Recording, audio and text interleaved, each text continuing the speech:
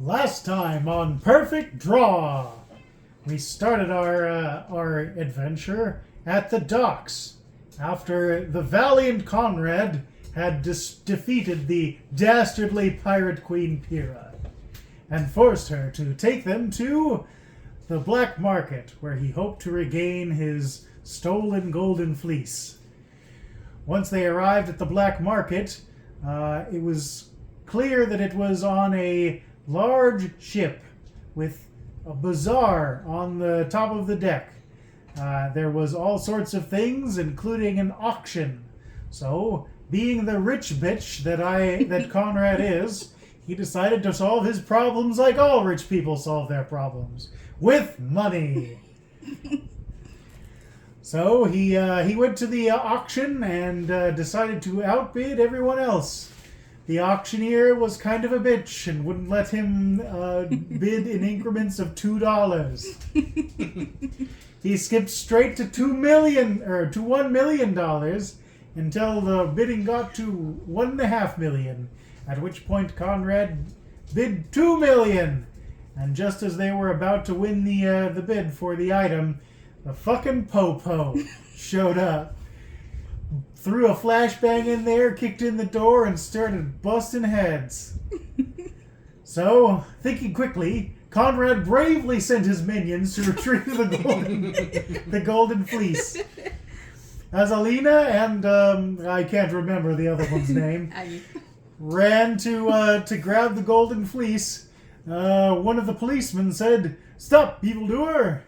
No one breaks the law on my watch," and challenged them to a duel. It turns out that the police are like dogpiling motherfuckers and just kept adding more and more onto the pile. Eventually, we were like, it looks like I'll have to employ my strategy of calling my lawyers to bail my friends out of jail. Because card games equate to assaulting a police officer in this universe.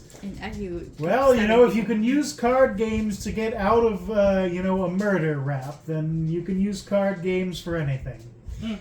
In any case, just as Conrad was about to go below decks and try to blow a hole in the ship to serve as a distraction so that they could all escape with the golden fleece, a dashing man passed him going the other direction, and Pyrrha informed him that this was in fact Roberto, the leader of the black market. I don't care what his name actually was. I'm calling him Roberto. It's in the record now. Suck it, Robert. So, Roberto showed up and was like, "Thanks for holding them off. I'll take it from here," and started throwing policemen off of his boat, while Alina and the other one grabbed the golden fleece and ran for it. And we scarpered like little bitches away from the police and back to our lair. At that point, we were like, so, what do we want to do now?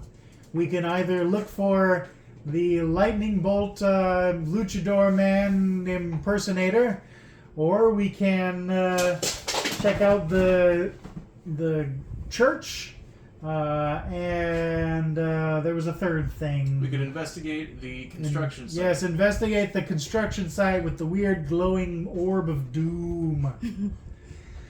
We decided we would investigate the church. But it was kind of tired, so we decided we'll go there for the first service the next day, which was brunch.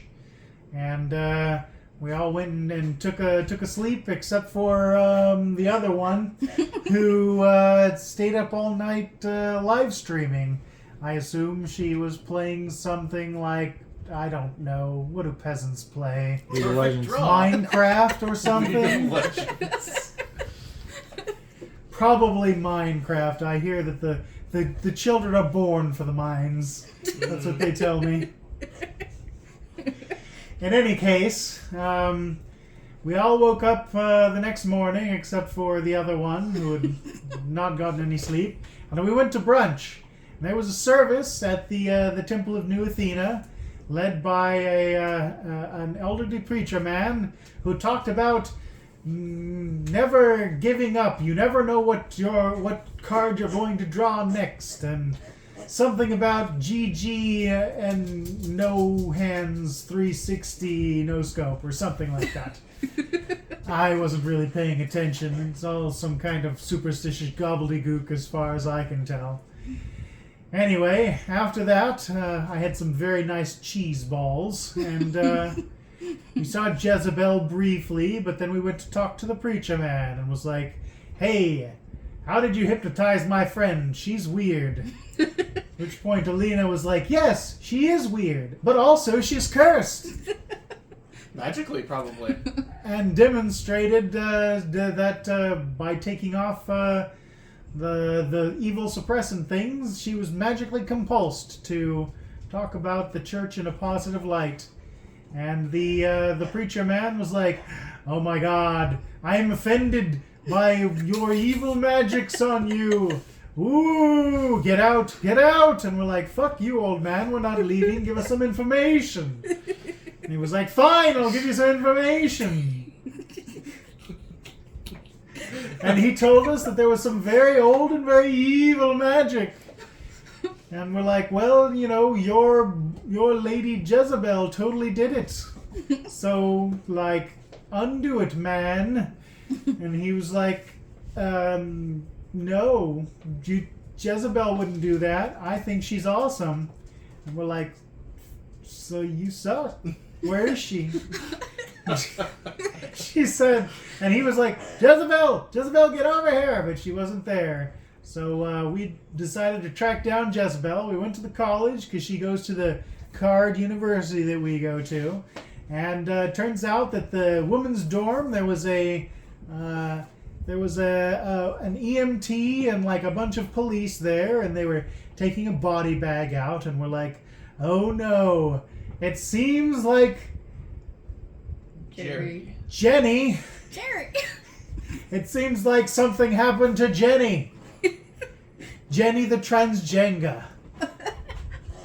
Apparently what was happening when we left wasn't actually furious masturbating. It was moving furniture to hang yourself. Well, you know, Jenny has to fulfill those stereotypes about the 40%, you know. So, we went and tried to find out more information about what had happened. And there was some gossiping girls who were like, oh yes, there was a note or something, but the police have it. And, you know, everybody didn't like Jenny because she was a bitch. So we're like, well, let's try and spy on Jenny's room, see if we can get some clues from the scene of the crime. So the other one sent her drone up to look through the window, which didn't really reveal much as far as I remember. Nothing useful anyway. The police turned around and were like, hey, what's that drone doing here? And so then we ran away some more.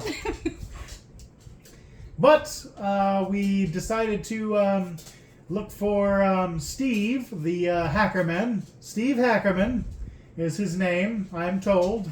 He doesn't work for me, so he can have whatever name he likes. We went to find Steve Hackerman in the computer lab, and we were like, where is Jezebel?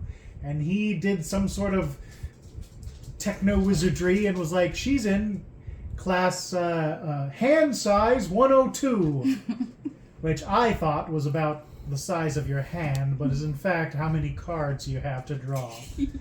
Whatever. So we went to hand size 102, found her in the classroom, but decided to wait until class was over before we confronted her. And then we busted in after the class was let out, and she was midway through climbing out through the window. But we said, stop, evildoer! We will have words with you. How did you hypnotize this person? And she's like, well, wouldn't you like to know I'm evil? Why didn't it work on you? And if it worked on you, I couldn't undo it if I wanted to. But if you defeat me in a game of cards, I'll tell you who can do it.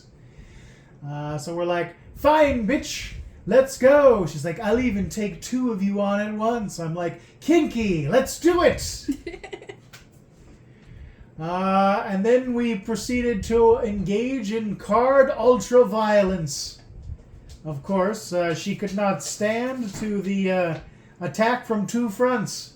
Elena took her from the front, and I took her from behind, as is my wont.